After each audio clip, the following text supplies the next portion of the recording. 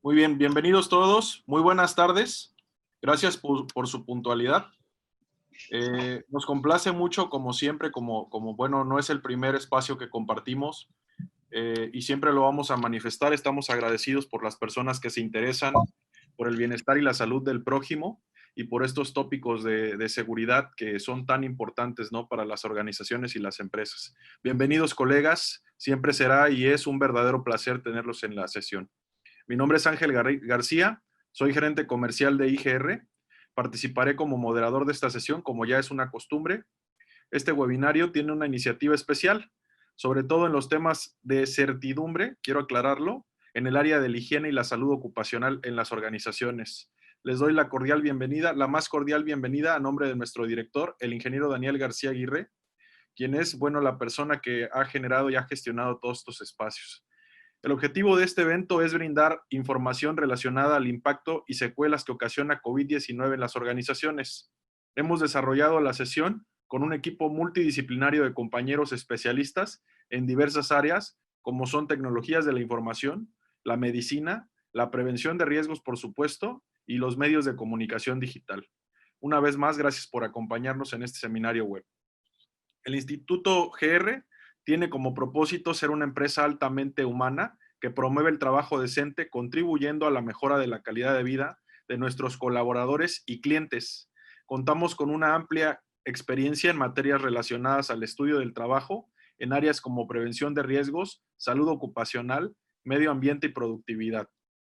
Contamos con oficinas en los estados de Guerrero, Querétaro y Chiapas, teniendo cobertura y clientes en 22 estados de la República Mexicana.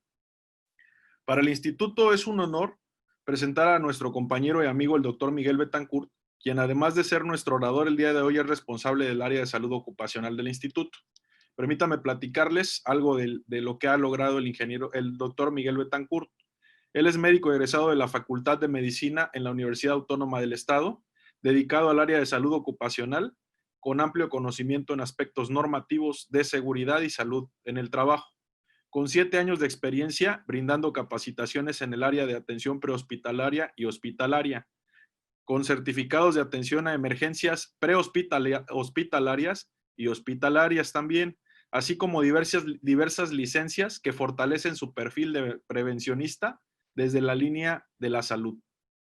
Permítanme platicarles nuevamente la dinámica del webinar. Para guardar orden en la sala es necesario que implantemos algunas reglas. La dinámica es la siguiente. Vamos a brindar en su momento la palabra al doctor Miguel Betancourt, quien amablemente nos va a brindar su contenido y conocimientos, y él decidirá en qué momento tendremos el primer espacio para preguntas y respuestas, aproximadamente a medio contenido, es decir, a medio webinario. Seguros estamos de que algunas de las preguntas que tengan ustedes no solo van a ir enfocadas al área de salud, sino también al área de la seguridad. Por lo tanto, está con nosotros el ingeniero Jaime Durán, quien es gerente operativo del estado de Chiapas, nuestra oficina en Chiapas, y que ustedes, bueno, ya conocen, es un rostro conocido para ustedes, al menos para las personas que ya han acompañado en otra ocasión al instituto en estos webinarios. Muy bien, para hacer las preguntas, nuevamente repito, es necesario que por favor me apoyen ocupando el botón de preguntas y respuestas, o en inglés abreviado Q&A. Es necesario que me apoyen haciendo las preguntas en este botón adecuado, preguntas y respuestas. No las coloquen en el chat, por favor. Para guardar orden es necesario que lo hagamos en el botón de preguntas y respuestas. Las preguntas que estén escritas en el chat, lamentablemente no las podremos tomar en cuenta. Le vamos a dar prioridad a las personas que redacten sus preguntas en el botón adecuado, preguntas y respuestas. Perdón por la redundancia. Bueno, sin más preámbulo, le cedo la palabra al doctor Miguel Betancourt y me pongo a sus órdenes. Siempre será un placer contar con su presencia. Bienvenidos todos.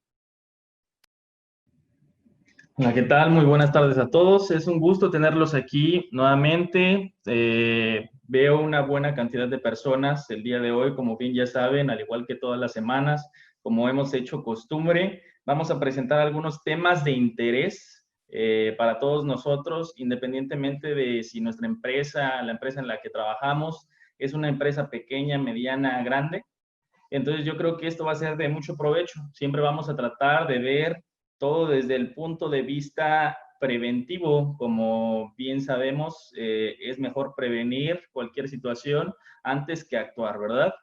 El día de hoy va a tocar el temario correspondiente a COVID-19, qué es lo que debo de hacer o cuál es el reto nuevo ante nuestra salud o ante la salud de nuestros compañeros o colaboradores. Entonces, ante esto, el día de hoy necesitamos abordar ciertos aspectos muy, muy relevantes. Ya dijeron, vamos a tener dos momentos en los cuales se va a poder generar lo que es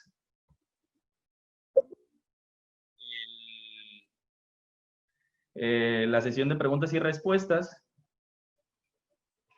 Y posteriormente, o conforme va avanzando lo que es la sesión del curso, vamos a ir realizando o desarrollando este tema. Los temas que vamos a ver el día de hoy son los siguientes. Temario es características del virus SARS-CoV-2, higiene personal, desinfección de materiales y áreas de trabajo, medidas complementarias de prevención en mi empresa, sus pros y sus contras, identificación del caso sospechoso, colaborador y proveedor, cómo abordar el caso sospechoso, reinstalación del personal, situaciones a considerar. Y por último, vamos a ver un último apartado de preguntas y respuestas. Yo estimo que estaremos viendo todo como en una hora y media aproximadamente. Antes que nada, me gustaría hacer referencia a todos los sucesos que se han desarrollado en estos últimos meses y compararlo también con situaciones que habían ocurrido hace años. Hay una frase muy bonita que dice que hombre que olvida su pasado está condenado a repetirlo. Esta pandemia o lo que se está viviendo con esta pandemia, al menos aquí en México, ya lo habíamos vivido anteriormente. Yo me refiero con esto a la población mundial. ¿Qué es lo que ha pasado? Hace años, hace muchos años, lo que es Europa fue azotada por una pandemia de cólera. Entonces, esta pandemia de cólera afectó a ciertos grupos poblacionales, pero respetó a uno solo. Este grupo poblacional fueron los judíos. Muchos de ellos tenían como que ciertas costumbres en cuestión de higiene muy puntuales. Una de ellas era la cuestión del lavado de manos. Este lavado de manos le permitió justamente a esta población disminuir los casos de cólera en ellos, situación por la cual el resto de las poblaciones los consideraron a ellos como que fueron las personas que liberaron esta bacteria. Algo muy similar a lo que está sucediendo hoy. Muchas personas piensan que el gobierno, los médicos están generando justamente esta contingencia de forma provechosa, lo cual no es cierto. Y asimismo también podemos recalcar o podemos sumar que las cuestiones higiénicas no son precisamente nuevas o no son novedosas. Si bien ha habido como que cierta moda en los últimos meses, el día de hoy podemos hacer la referencia de que estas medidas higiénicas han estado con nosotros desde hace años. Y bueno, ahora sí, sin más preámbulo, vamos a iniciar. La cronología de los eventos inició a partir del 31 de diciembre, que se reportaron 27 casos en Wuhan de neumonía o de síndrome respiratorio agudo de causa desconocida. A lo largo de todo el mes de enero se fueron identificando otros casos también sobre igual neumonía de causa desconocida, pero en otros países. Fue aislado a mediados de enero el virus, que es el SARS-CoV-2, para que en 30 de enero la OMS emitiera un comunicado diciendo que era una emergencia de salud pública de importancia internacional. Pasado un mes aproximadamente, el 28 de febrero, se confirmó el primer caso aquí en México de una persona que había viajado a Italia, un señor. Eso fue por la mañana. El 11 de marzo, la OMS emitió un segundo comunicado en donde ya caracterizaba a esta emergencia como una pandemia. Ya había ciertos componentes que nos alarmaba sobre su presencia. Para el 21 de abril, México declara la fase 3. Nos comentaron todos los días a las 7 de la noche que el objetivo de las medidas de sana distancia era aplanar la curva. Si bien esto ha resultado en algunos lugares, en otros no tanto, como lo es en Acapulco. Tristemente, lo que podría generarse un impacto favorable era prolongar el tiempo y que 500 casos, suponiendo que se presentaran 500 casos, se presentaran en 3 meses. Pues aquí se están presentando en un mes. Por lo tanto, esto nos preocupa y nos ocupa a todo el área de salud, debido a que muchos hospitales pueden verse afectados y por lo tanto también desbordados. Como un claro ejemplo de cuándo o qué es lo que pasa cuando no se respetan esas medidas. Otros ejemplos favorables son, por ejemplo, ya lo mencionaban en Quintana Roo, en Cancún. 26 de mayo, hasta el 26 de mayo fue el repunte de decesos que se originaron en México, 501 decesos en total. De estos 501 decesos, yo creo que para todos surgiría la cuestionante o el interrogante del por qué, si hay un repunte tan alto de decesos, vamos a volver a la normalidad del 1 de junio. Bueno, aquí son varias situaciones a analizar. La más relevante es que se va a volver a la nueva normalidad con base a la semaforización que ya se había platicado en webinars pasados. Y como ya vimos, la semaforización prácticamente marca todo el territorio nacional en color rojo. Por lo tanto, nosotros debemos de tomar eso a consideración. Y bueno, ¿cuáles van a ser las características del virus SARS-CoV-2? Los virus no son componentes vivos, son organismos o compuestos de material genético con una envoltura proteica. Estos coronavirus vienen de una familia que genera una gran cantidad de enfermedades respiratorias, desde enfermedades muy leves, como podría ser un simple resfriado, hasta enfermedades muy graves, como lo estamos viendo ahora, que producen neumonías, síndromes de insuficiencia respiratoria aguda. En su estructura, por lo regular, poseen 3 componentes proteicos. El primero, la proteína de membrana, que es la proteína M. El segundo, que es la proteína de envoltura, que es la proteína E. El tercero, que es la proteína en pico o proteína de los picos. Estas proteínas son las que ejercen su función para poder infectarnos y posteriormente replicarse y continuar la enfermedad. Algunas otras contienen una cuarta proteína, que es la esterasa de hemaglutinina. Se le denomina coronavirus porque al visualizarse usualmente se generan espigas. Ustedes lo están viendo en la imagen de un virus redondo con unas salientes.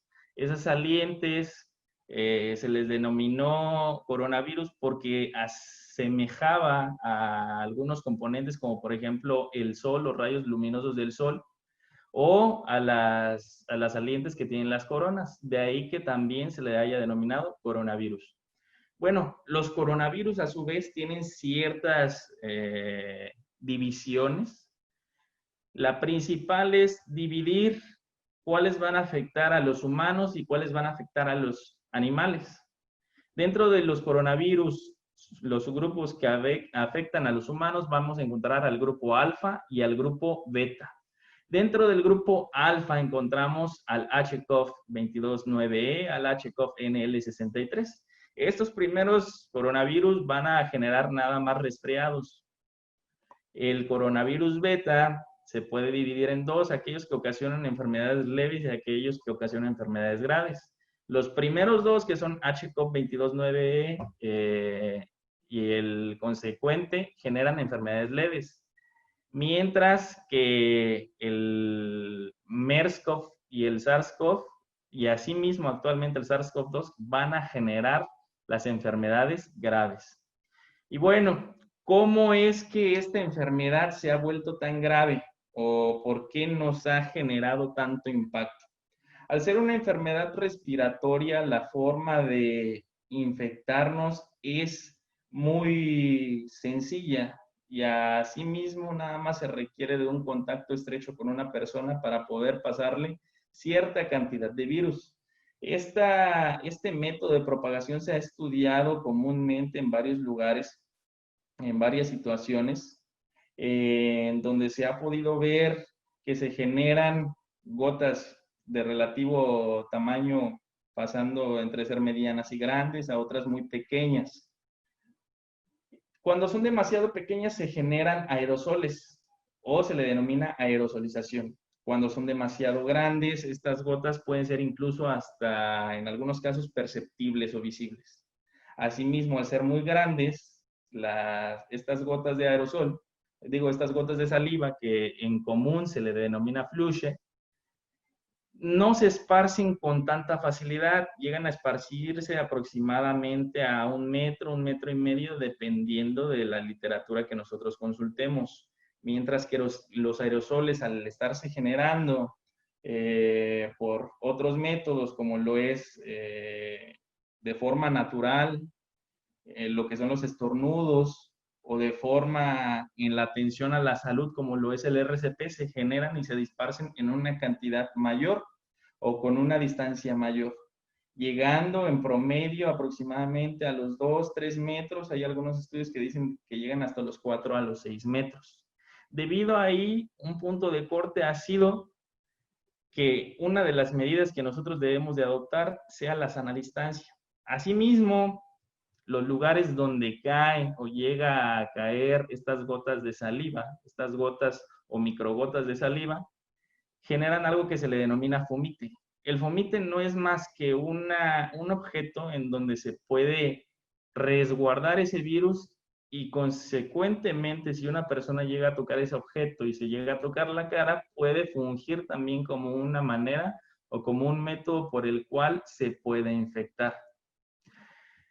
Toda esta infección va a transcurrir aproximadamente unos 5 días en promedio para que pueda haber una incubación de este virus.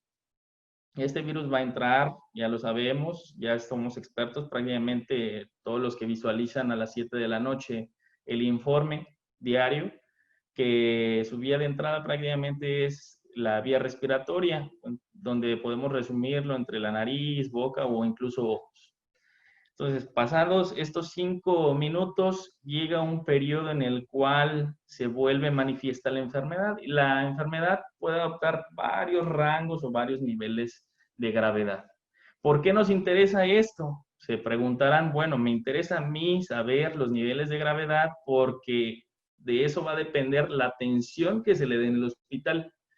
Y asimismo, voy a tener una idea de aproximadamente cuánto tiempo va a estar ausente uno de mis colaboradores. Siguiente punto por el cual también me interesa conocer esta clasificación, porque la mayoría de los enfermos graves o de los enfermos críticos van a tener ciertas secuelas. Estas secuelas pueden afectar directamente a la salud del colaborador, haciéndole o limitándole, mejor dicho, sus funciones o las funciones que anteriormente realizaba. Son cosas que nosotros tenemos que considerar. Lo que son los lineamientos para la vigilancia epidemiológica te establece que el diagnóstico o la sospecha del caso se da que en una persona en los últimos 7 días presente cuando menos 2 de los síntomas que comúnmente nos han dicho: tos, fiebre y cefalea. La cefalea pues es el dolor de cabeza, más uno de los consecuentes, que sería conjuntivitis, que es la coloración rojiza de los ojos, la disnea, que es la dificultad para respirar, el dolor torácico, las artralgias o mialgias, que correspondientemente son el dolor en las articulaciones, o dolor muscular, que son las mialgias. Comúnmente este dolor muscular se refiere hacia la zona de la espalda baja. Odinofagia, que es el dolor en la garganta. Rinorrea también puede fungir como uno de los síntomas, que es el escurrimiento nasal. Y bueno, yo les mencionaba, hay una gran cantidad de síndromes clínicos que se pueden ir integrando. Los clasificamos en 4: una enfermedad leve, una enfermedad moderada, una enfermedad grave y una enfermedad crítica. La enfermedad leve no es más que el catarro común, el resfriado común, el que conocemos. Va a variar también la estadística dependiendo del lugar de referencia donde surja, Para México hay diversas fuentes, entre el 80 hasta el 92% de los casos podrían llegar a considerarse como enfermedad leve. Y de ahí sigue la enfermedad moderada. La enfermedad moderada va a generar una neumonía cuando los pulmones ya se ven involucrados, ya presentan ciertos signos característicos, y esta persona que se ve afectada por la enfermedad moderada va a requerir hospitalización.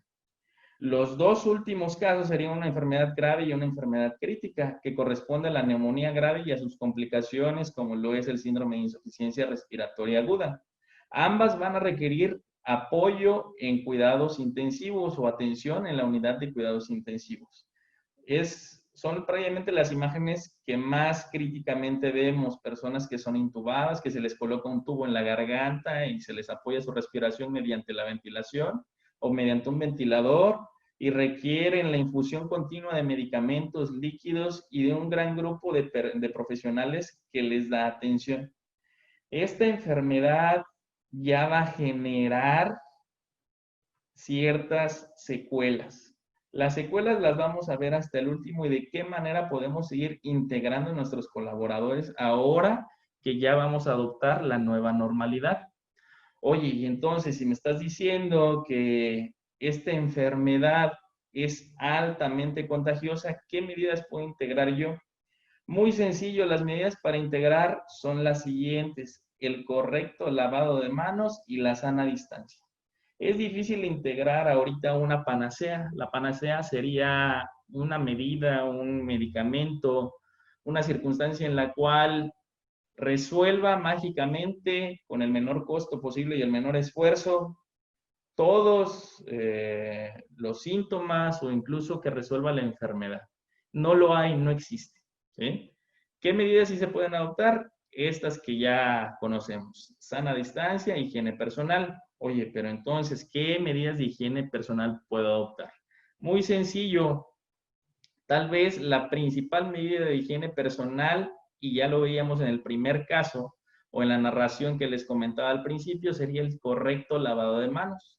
Si bien en las emisiones de la Federación te sugieren un lavado de manos de 20 a 30 segundos, debemos de considerar que comúnmente no realizo el lavado de manos en toda la superficie de mi mano. Solemos realizar el lavado de manos nada más en las palmas. Por eso existe un lavado clínico, una técnica de 8 pasos y una técnica de 11 pasos. Entonces, estas son las medidas que realmente van a generar un impacto a la salud. ¿Cuál va a ser la diferencia entre una y otra? Lavado y desinfección son dos cosas totalmente diferentes, y lo aterrizamos ahorita porque lo vamos a ocupar también en la limpieza y desinfección de los componentes o del área donde nosotros trabajamos. La limpieza es la remoción mecánica de las partículas de una superficie, en este caso de las manos. El proceso de lavado de manos no requiere más que agua, jabón y una toallita sanitaria desechable. Entonces, va a constar aproximadamente de unos 11 pasos. Requiero yo de 40 a 60 segundos para realizar este procedimiento. ¿Por qué somos enfáticos en esto? Para poder darles a ustedes la mejor herramienta posible a aplicar en sus empresas. Los pasos, toda la técnica la pueden sacar de diversas emisiones. Hay fuentes de internet, es divulgada por la OMS, por la PAF o por la Secretaría de Salud.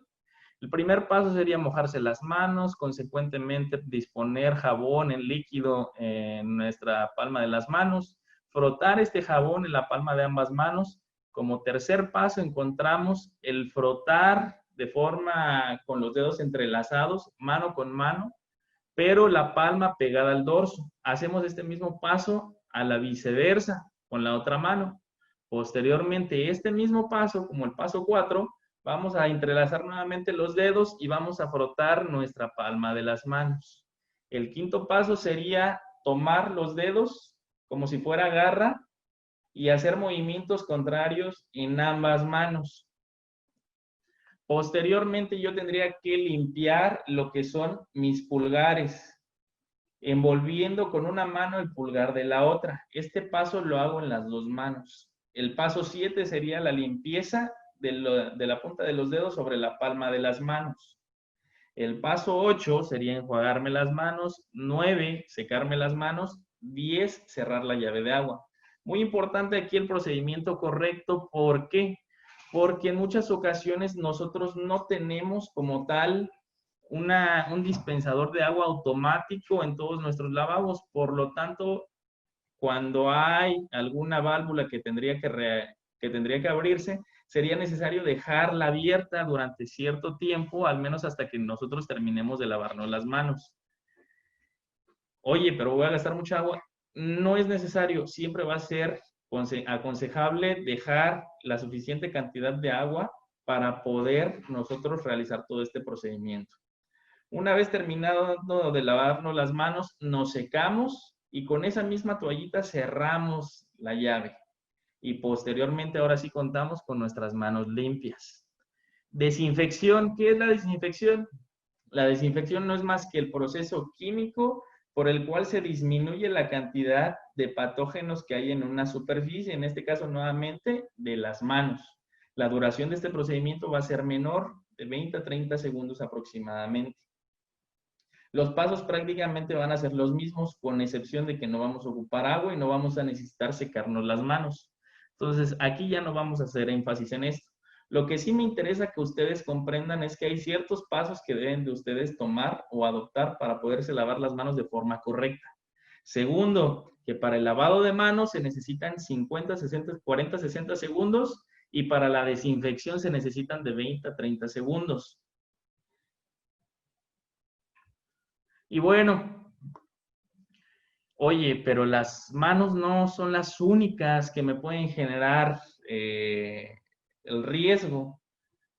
También, ya lo decías hace rato, hay un fomite. Claro que sí, estos fomites, la duración del virus en estos fomites es muy variable y se han hecho varios estudios a nivel internacional.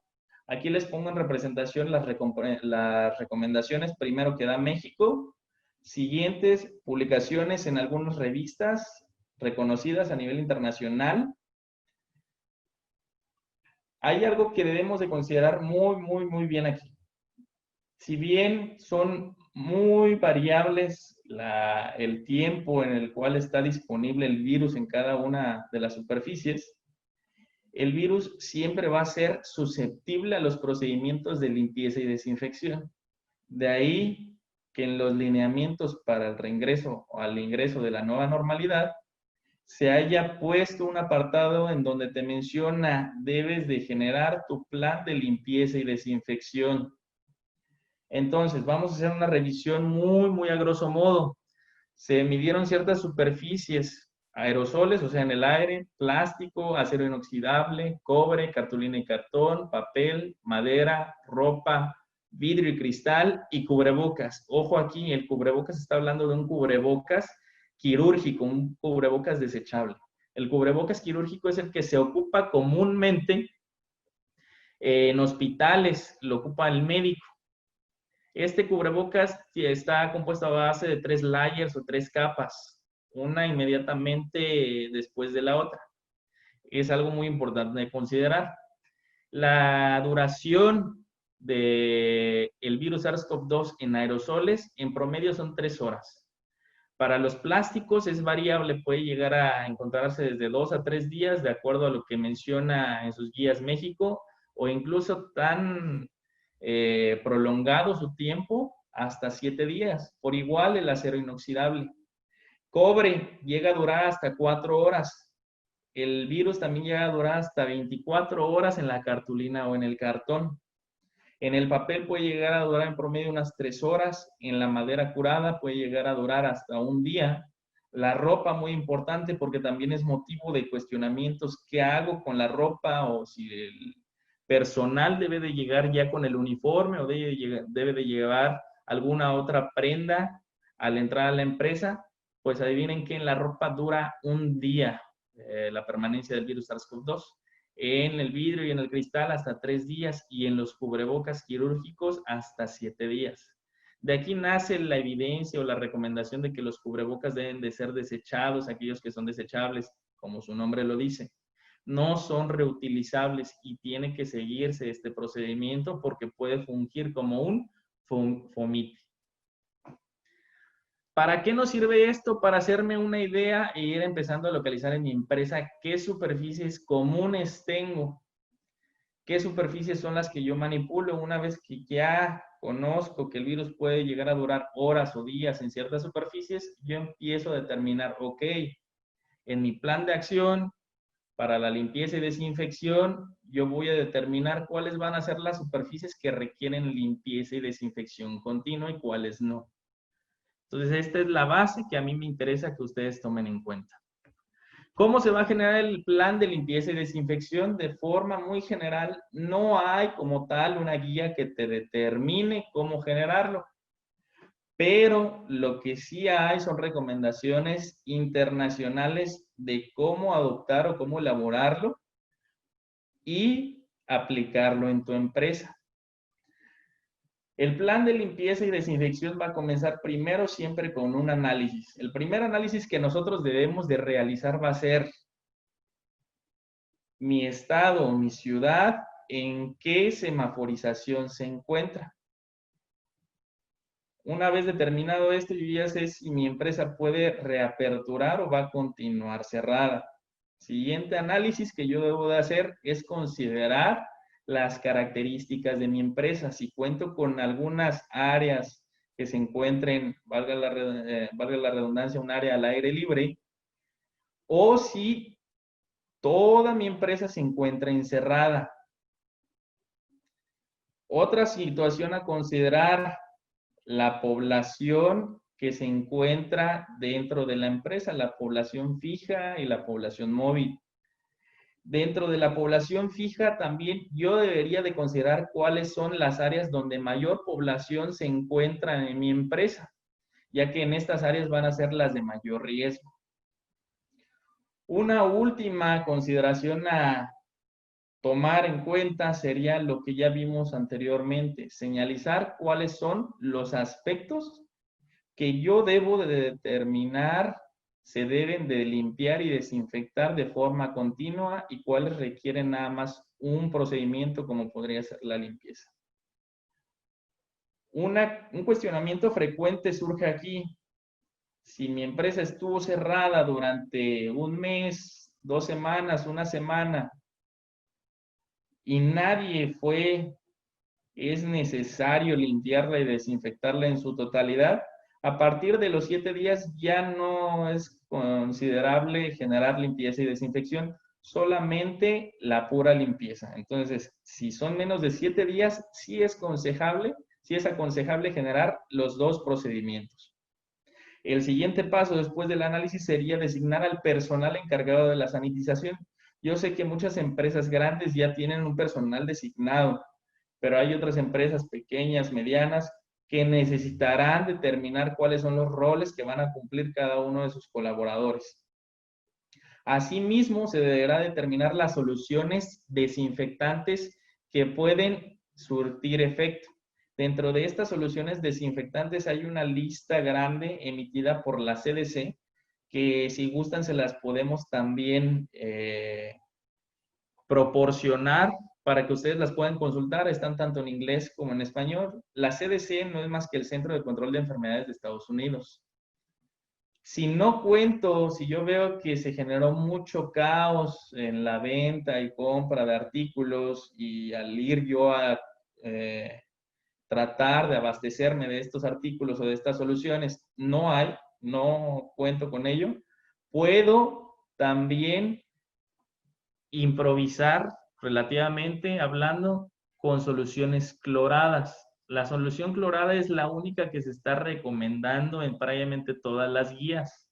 Esta solución clorada debe de tener cierto porcentaje o debe estar concentrada a un porcentaje en específico. Entonces, con simple cloro y agua yo puedo generar también la desinfección. Procedimientos de limpieza y desinfección. ¿Qué es lo que yo necesito hacer para generar estos procedimientos?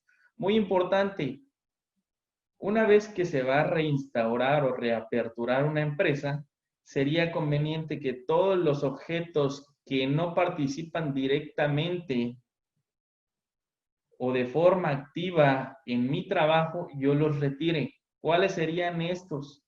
A lo mejor algún portarretrato, algún pisapapeles, algunos documentos o revistas que no tengan relevancia en mi empresa, sería recomendable retirarlos para dejar un área totalmente limpia.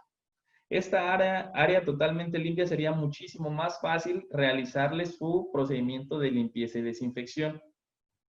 Y consecuentemente, por último, pero no menos importante, instaurar las medidas generales. Las medidas generales se deben no solamente de instaurar, también de divulgar.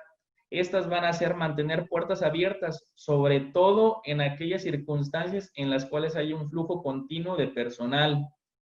Segundo, disminuir las superficies manipulables, como ya lo mencionamos. Tercero, cambiar sistemas de control de horarios. Estos controles de horarios en muchas empresas suele ser a través de una lista en la cual llega el colaborador y se anota, o a través de identificadores digitales. Entonces, en la medida de lo posible, debería de adoptarse algún otro sistema para control de horarios.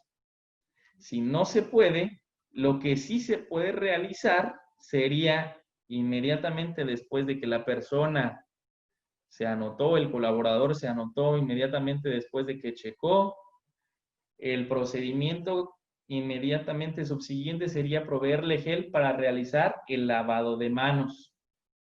Una última medida general sería el cambio de superficies porosas por superficies lisas. La limpieza y desinfección no se puede generar o no se puede realizar en todas las superficies por igual. Recordemos que puede haber superficies lisas y porosas. Las lisas podemos identificarlas como cristal o metales, plásticos. Superficies porosas, el colchón, por ejemplo, que tienen los respaldos o las posaderas de las sillas. Entonces, todas esas superficies o todos esos objetos que tienen superficies porosas preferentemente se tendrían que reemplazar por superficies lisas. Si nuevamente no puedo reemplazarlo porque mi empresa es chica o es pequeña o mediana y no es factible económicamente para mí, se puede generar un procedimiento de limpieza diario de estos componentes, pero de desinfección tendría que ser un poquito más minucioso. Tendríamos que verificar las características de la solución desinfectante que nosotros estamos empleando, ya que muchas de ellas pueden generar cierto impacto a estos objetos. ¿Cómo puedo yo elaborar, si me encuentro en austeridad, con cloro y agua, un componente sanitizante? Bueno, muchas guías a partir de que se empezaron a publicar aquí en México han recomendado dos tipos de concentraciones, una al 0.2% y la otra al 0.5%. Por seguridad y por evidencia científica, nosotros recomendamos una solución de cloro diluido al 5%, al 0.5%, que es la mayor. El cloro doméstico usualmente va variando del 1 al 15% en su concentración de cloro o de hipoclorito de sodio. En promedio suelen ser la mayoría de estos artículos del 5 al 6%. Por lo tanto, lo único que yo tengo que hacer para disolverlo al 0.5% sería diluir 10 mililitros de cloro en 1 litro de agua para poder obtener esa concentración. Muy importante, si yo ya estoy diluyendo esta solución y la quiero utilizar durante toda una semana, no se va a poder. Si yo ya diluí la solución, nada más va a ser viable para mí durante 24 horas. Más allá de 24 horas, su efectividad va a ir disminuyendo.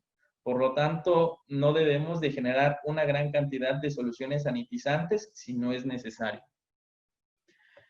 Hasta aquí me gustaría hacer una paréntesis. Quisiera que emitiéramos algunas preguntas, aproximadamente unas 3 o 4 para no desfasarnos del tiempo. Sí, muchas gracias. Muchas gracias, doctor. Tengo una pregunta ya lista. Aquí viene, ¿están permitidos los anillos? Porque vi que en una foto de la presentación, una mano trae un anillo. Habla del lavado de manos.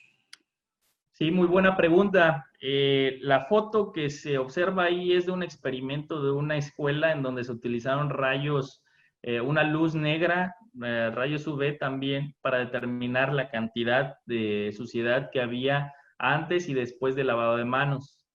Entonces, esa no representa como tal la actualidad. Actualmente lo que sí se recomienda es retirar cualquier aditamento que no sea necesario. Anillos, aretes, tener bien recogido el cabello, cadenas o incluso pulseras también deberían de retirarse en sitios laborales. Gracias, doctor. Siguiente pregunta. Bueno, más bien una solicitud. ¿Podrían regresar a la diapositiva de superficies y duración, por favor? Claro que sí, la regresamos. Ok, ahí está. Gracias. Mira, aquí hay una objeción con respecto a lo que argumentas del 5% de cloro, 0.5%. ¿El cloro dosificado al 0.5% no mancha la ropa de colaboradores y clientes? Puede llegar a generar cierta afectación justamente a la ropa. Eso es muy claro. El detalle es que aquí estamos hablando para limpieza y desinfección. En el aspecto de desinfección es de superficies. También se recomienda utilizar lo que es este mismo cloro a esta misma concentración en un tapete sanitizante. ¿Por qué se recomienda esta opción? Porque es la única viable. No se recomienda ni una solución alcoholada. ¿Por qué? Porque el alcohol se va a volatilizar y va a perder su efecto. ¿Alguna otra solución se pudiera llegar a implementar? Yo les mencionaba que existen soluciones sanitizantes avaladas por el Centro de Control de Enfermedades de Estados Unidos. Podemos consultarlas y con base a ellas podemos también implementarla en nuestro tapete sanitizante para evitar justamente el manchado de nuestras ropas. En cualquier otra situación, preferentemente debería de utilizarse cloro. Doctor, para continuar con esto, la misma persona pregunta, ¿y no le quema las manos a los colaboradores? El cloro no debe de estar o de ser utilizado sin equipo de protección personal. Por eso les mencionábamos, debe de generarse un plan de limpieza y de desinfección. Este plan de limpieza y de desinfección debe de considerar desde la persona que va a generar la limpieza y desinfección hasta el equipo de protección personal que se le debe de otorgar a esta persona también. Y solamente este equipo de protección personal va a estar encaminado a esa única persona y para esa única función. Muchas gracias, doctor. Si me permites dos preguntas más, si estás de acuerdo, y dejamos el resto para el final de la presentación. Claro que sí. La penúltima dice, ¿qué opciones al cloro hay? ¿Se puede usar para toda superficie u objetos? ¿Qué opciones hay? Lamentablemente no puedo generar cierta opinión. Les puedo compartir o podemos compartirles el listado de la CDC. Lo que pasa es que la CDC les menciona el nombre comercial. Entonces, con base a este nombre comercial, podríamos caer en ciertos conflictos ahí. ¿Qué les parece si mejor les compartimos el documento de la CDC para que ustedes consulten las sustancias que pueden adoptar ustedes en sus empresas y que están avaladas como un desinfectante para el virus SARS-CoV-2? ¿Cuál era la otra pregunta? Si me puedes repetir, por favor. Sí, la última pregunta. ¿Qué tiempo se debe llevar el cubrebocas? Ya que al portarlo las 8 horas provocaría hipoxia. Ok, es algo que ya se ha respondido, a mi parecer, de forma un poquito nublosa la idea en un informe diario, por lo tanto vamos a tratar de dejarlo un poquito más claro aquí, ¿vale? El cubrebocas no genera hipoxia, así de sencillo. Les voy a decir los componentes del cubrebocas. El cubrebocas, para términos generales, es nada más una recubierta o puede ser 3 recubiertas, como ya lo mencionaba hace rato en el caso de los cubrebocas quirúrgicos, que no son impermeables. Pasa todo el oxígeno o la mayor parte de este hacia adentro y hacia afuera del cubrebocas. Este cubrebocas lo que hace tampoco concentra de una forma tan amplia lo que es el dióxido de carbono. Dióxido de carbono es el restante, el sobrante, lo que mi cuerpo generó una vez de haber utilizado el oxígeno. Este dióxido de carbono es una cantidad ínfima, es una cantidad mínima. El oxígeno aquí a nivel ambiente, al menos a una altura a nivel del mar, se encuentra en un 21%. Nosotros necesitamos nada más del 5% de oxígeno. Entonces, por más que se disminuya y va a ser ínfima nuevamente la cantidad de oxígeno entre mi boca y mi nariz y mi cubrebocas, no va a generar ninguna molestia. ¿En quién sí puede llegar a generar ciertas molestias? En aquellas personas que tienen alguna enfermedad de base, como asma, tal vez, o como enfermedad pulmonar crónica, que deben de realizar en sus trabajos actividad física diaria, ya sea carga manual, por ejemplo, y que están utilizando continuamente el cubrebocas. En ellos sí puede llegar a generarles cierta desesperación, pero hipoxia jamás. Doctor, hay más preguntas, sin embargo, me gustaría ver si estás de acuerdo que diéramos avance a tu contenido y con mucho gusto las respondemos al final. Perfecto. Entonces, continuamos. El siguiente apartado sería sobre medidas complementarias. ¿Por qué surgió la necesidad de abordar este tema estrictamente? Debido a que en los otros webinars o en los webinars pasados, aquí se suscitaron algunas preguntas sobre los arcos sanitizantes, la ozonificación. Quiero hacer antes que nada una referencia al cubrebocas también aquí. Estas tres medidas que estamos viendo, tapetes sanitizantes, arcos sanitizantes y ozonificación, no son medidas como tal estudiadas. Para poder recomendar algo, se somete a ciertos estudios en donde se generan ciertos niveles de evidencia. ¿Qué es lo más confiable contra qué es lo menos confiable? Lo menos confiable, hasta ahorita, al menos en los estudios científicos, son las recomendaciones de experto. Pero estas se dan debido a que no hay justamente suficiente información y es necesario darle solución a ciertas dudas de la población, a cierta necesidad de la población.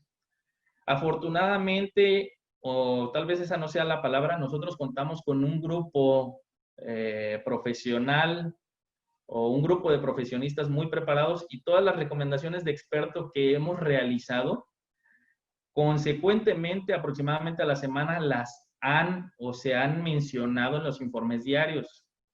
Nosotros mencionamos lo que es el cubrebocas, nosotros mencionamos también lo que son el uso de los tapetes sanitizantes. Muy importante porque eso nos da la pauta de que estamos yendo hacia un buen camino.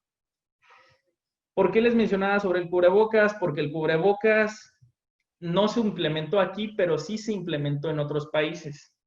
No se tenía información de que el cubrebocas pudiera prevenir la transmisión de la enfermedad, pero el cubrebocas tiene bajo costo y no genera como tal alguna enfermedad o no genera un efecto deleterio en las personas. Por lo tanto, como un experto, se analizan esas circunstancias y se les recomienda qué se puede generar. En ese caso, nosotros recomendamos lo que era el cubrebocas, mientras que a nivel federal no se recomendaba del todo. Además, esa es la misma situación que vemos aquí con los tapetes sanitizantes, arcos sanitizantes y ozonificación. Actualmente lo que se está recomendando es la instauración de tapetes sanitizantes. ¿Por qué? Porque se valoró exactamente lo mismo. No hay una evidencia clara de que los tapetes sanitizantes disminuyan la probabilidad de infección. Sin embargo, es una medida que no afecta a la salud del colaborador y que además es de bajo costo. Por lo tanto, es que se está recomendando. A diferencia de los arcos sanitizantes y la ozonificación, ambos tienen un costo ligeramente mayor y además, como parte de sus contras, tienen ciertas especificaciones complejas. Y en caso en específico del arco sanitizante, es difícil instaurarlo en la mayoría de las entradas de los establecimientos, debido a que requiere cierto espacio.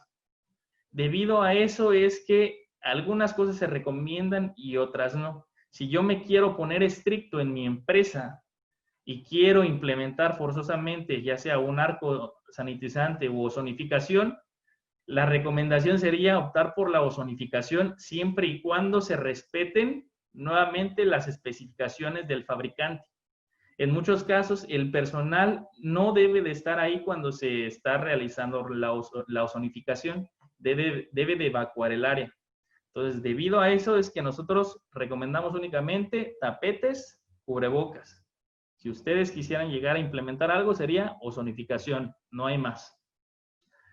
Ok, ya le estoy dando atención justamente a las medidas que se han adoptado a través de los lineamientos. ¿Qué sigue? Yo debo de crear ciertos filtros sanitarios para determinar cuándo una persona es sospechosa de coronavirus, cuándo es un caso sospechoso. 2, qué hacer cuando hay un caso sospechoso en mi empresa. Y 3, cómo reintegrar a las personas posteriormente a que se consideran curadas. Ok, vamos a empezar con la identificación del caso sospechoso. Para esto se deben de instaurar filtros. Debe de haber un control de salidas y otro un control de entradas. Ambos deben de estar físicamente separados uno de otro. El control de la entrada debe tener ciertas características. Una de esas características sería establecerlo en cercanía justamente con la entrada y se debería de instaurar una área de valoración y otra área de espera, ambas en conjunto. No es necesario que se instaure o que se despeje forzosamente un área ya construida. Ahí sí se pudiera adoptar, pero no es necesario. Podría también generarse unas carpas totalmente aisladas para poder generar justamente estas dos áreas. Ambas son necesarias. A su vez, conforme van pasando los colaboradores en mi filtro sanitario, lo que yo debo de hacer es verificar todo su equipo de protección personal mínimo indispensable y proveerle también una solución alcoholada. Estas son las medidas de forma a muy grosso modo que se deben de instaurar en un filtro sanitario. ¿Cómo debo de proceder? Hay varios estándares de procedimiento. Esto va a depender mucho de la empresa. Aquí tenemos un ejemplo de uno de ellos en el cual se toma a la temperatura corporal como el parteaguas para tomar una decisión. Van pasando mis colaboradores y yo necesito tomarle la temperatura corporal a cada uno de ellos. Se recomienda a través del infrarrojo o de infrarrojos, de termómetros de pistola, se les denomina. Aquí el punto de corte que nosotros vamos a tomar va a ser 37.5 grados centígrados. Cuando es de 37.5 grados centígrados o menor, se le da paso. Si es mayor a 37.5 grados, vamos a llevar a esa persona con su cubrebocas al área de espera. En el área de espera se le va a aplicar una encuesta, que es la encuesta COVID. Esta encuesta COVID en los hospitales se aplica como triaje respiratorio. Aquí lo vamos a hacer o lo vamos a adaptar también a las empresas comunes que visitamos o con las cuales estamos en contacto. Este triage COVID va a tener ciertas características. Su función va a ser determinar si una persona presenta síntomas o un cuadro sugerente de COVID y si presenta datos de alarma. Si presenta síntomas, esta persona deberá de ser instruida a ir a su casa. Si presenta síntomas, pero tiene datos de alarma, se le va a instruir ir a un centro de salud. Perdonen. Si no presenta un cuadro sugerente, se deberá de valorar por un médico, puede ser el médico de la empresa o algún médico en el sector salud o médico privado, no hay ningún inconveniente. Este sería el algoritmo por el cual nosotros podríamos de darle entrada a nuestros colaboradores o proveedores. Ok, ya determiné que una persona tuvo una temperatura mayor a 37.5 grados, le di su cubrebocas y lo llevé a mi sala de espera o mi área de espera. En mi área de espera, consecuentemente, un personal capacitado le aplica la encuesta COVID y consecuentemente a eso se le da atención. La encuesta COVID, ya les mencionaba, su función va a ser identificar síntomas respiratorios, datos de alarma, factores de riesgo, y su función específica va a ser categorizar al paciente, saber a dónde lo tengo que mandar. Muy importante aquí, una vez que referimos a este paciente, la recomendación es que no utilice transporte público, que se instruya para utilizar un transporte privado. Y aún que tenga unos datos, por ejemplo, de alarma, el transporte o el medio de transporte también lo debemos de considerar, ya que si tiene datos de alarma como son dificultad respiratoria y como dolor de pecho, se continuará con el llamar a las áreas de emergencia, al 911, para que le puedan dar atención. Entonces, nuevamente resumiendo, datos de alarma, yo llamo a ambulancia. Sin datos de alarma, continúo con referirlo ya sea a su casa o al centro de salud. Un ejemplo de encuesta COVID es la siguiente, donde siempre deberá de ir la fecha de elaboración, el nombre y edad del paciente, su fecha de nacimiento para corroborar la edad, el sexo, si corresponde a una persona masculina o femenina, y todos los datos que integran al diagnóstico: temperatura, tos y cefalea, odinofagia, rinorrea, conjuntivitis, mialgias o artralgias. Y en color rojo les presentamos los datos de alarma. Si presenta datos de alarma, les reitero, se deberá de pedir ayuda a los servicios de emergencias médicas. Determinamos también los factores de riesgo y el nombre y firma de la persona que evaluó. Este sería el procedimiento estándar o un ejemplo de encuesta COVID. Oye, y entonces ya le di atención, era uno de mis colaboradores. ¿Cómo yo voy a saber que esa persona ya se recuperó? Además, aquí también en conjunto surgen otras características o otras interrogantes. Dentro de esas interrogantes encontramos: ¿y qué hago si esa persona se enfermó levemente o gravemente? ¿Es lo mismo reintegrarlas a sus actividades? Pues no, no va a ser lo mismo. Aquí yo lo que debo de realizar es un procesamiento, un proceso conjunto de análisis y acción. ¿Cómo se debe restaurar al personal al trabajo? Con 3 simples procesos: clasificar, identificar y valorar. Primero voy a clasificar a los trabajadores que puedan reintegrarse al trabajo. Esto siempre va a estar de la mano con la semaforización que se propone a nivel nacional. Esto lo debo yo de aterrizar siempre a mi estado y a mi ciudad. Identificar a los trabajadores que tengo como sospechosos o como confirmados que tuvieron o que tienen SARS-CoV-2 o infección por SARS-CoV-2. A eso se refiere que sean activos y no activos, o sea, que tengan la enfermedad o que ya no la tengan.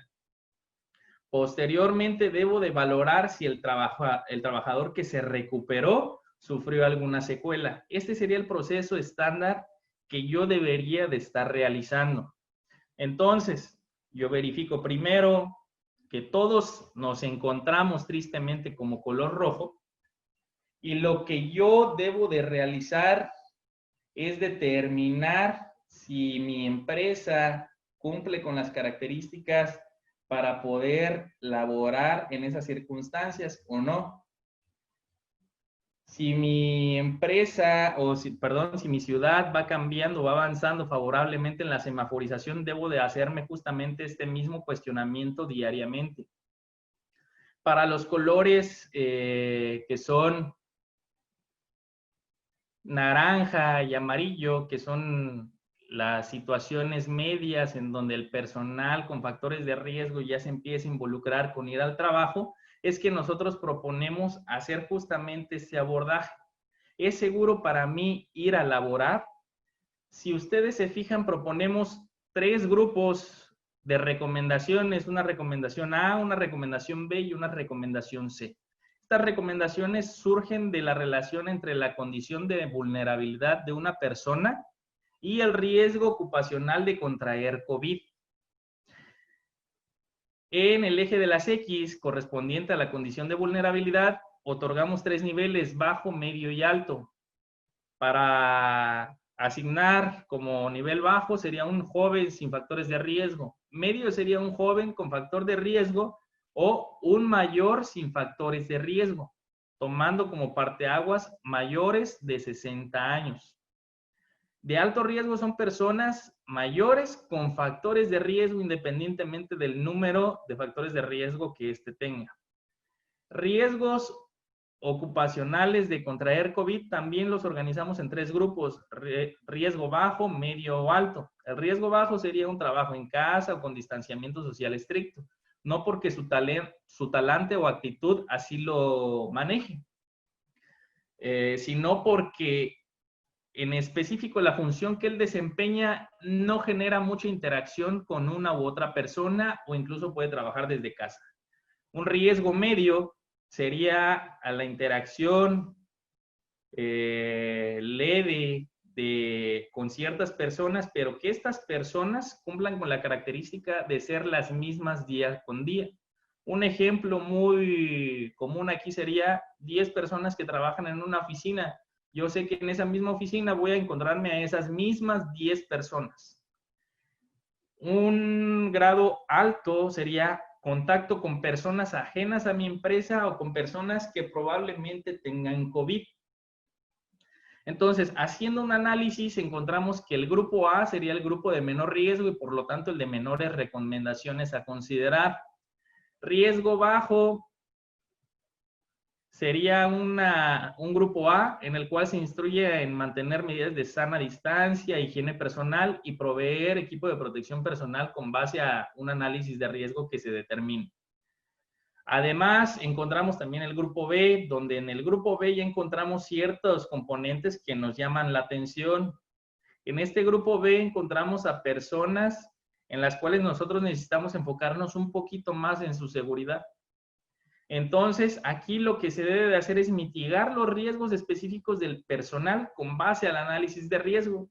Por ejemplo, se trata de una persona mayor, de mayor edad, mayor de 60 años, pero que trabaja en una oficina y convive con 10 personas. El proceder ahí sería generar un espacio específico para esa persona o para su desarrollo, limitando el contacto con el resto de la población. Asimismo, proveerle un horario específico de entrada diferente al resto de la población. Y en la medida de lo posible, también generar cierto trabajo en casa o adaptar su trabajo a que lo pueda realizar en casa. En Japón, por ejemplo, se implementaba en algunas empresas trabajos 4x3. Actualmente también se propuso una medida similar en el Estado de México. Este 4x3 hablaba sobre 4 días de trabajo, 3 días de descanso y uno de esos 3 días de aparente descanso era un trabajo en casa. Además tenemos el grupo C o de recomendaciones C. Este ya se enfoca en concientizar a mi trabajador expuesto o vulnerable a tomar todas las medidas estrictamente posibles para que no se enferme y consecuentemente proveerle o adaptar su trabajo para que lo realice en plenitud en casa. Además, todas las medidas de sana distancia y de higiene personal se deberán de cumplir en cualesquiera de estos 3 grupos. Ahora, ¿dónde vamos a partir todos? Pues previamente todo el territorio nacional, al menos hasta el día de ayer, partía desde el riesgo máximo. Por lo tanto, no estamos todavía en condiciones, y algunos estados mucho menos que otros, de reaperturar al 100%. Yo ya consideré cómo reingresar a mi personal que está sano. ¿Cómo voy a reconsiderar o cómo voy a considerar reingresar a mi personal que a lo mejor contrajo la enfermedad? Muy sencillo. La duración de la enfermedad en cuadros leves es de aproximadamente 14 días. Aproximadamente. Más de 14 días ya no debo de sospechar que esa persona, si tuvo un cuadro leve, se encuentra enferma. Algunos protocolos, sobre todo de salud para los médicos, se menciona que a ellos, si tuvieron síntomas, se les debe retirar, se les debe realizar prueba en cierto tiempo y una vez que sale negativa, ya se puede considerar que esa persona se encuentra curada siempre y cuando haya cumplido con 3 días sin síntomas en ausencia de ingerir algún medicamento. Para este caso específico sería el paracetamol, ¿vale? Aquí tal vez podríamos hacer una respuesta muy, muy sencilla del por qué algunos casos pueden seguir saliendo positivos. Desde la exposición yo les mencionaba que necesitan pasar aproximadamente unos 5 días para que se pueda generar la incubación de este virus y se pueda manifestar la enfermedad. De hecho, si ustedes ven en el eje de la Y hay una línea negra en este diagrama punteada, en la cual hace una separación entre la exposición y el periodo sintomático. Desafortunadamente no encontré esta lámina o esta gráfica en español, por lo tanto se las voy a ir explicando de forma muy somera o muy sucinta.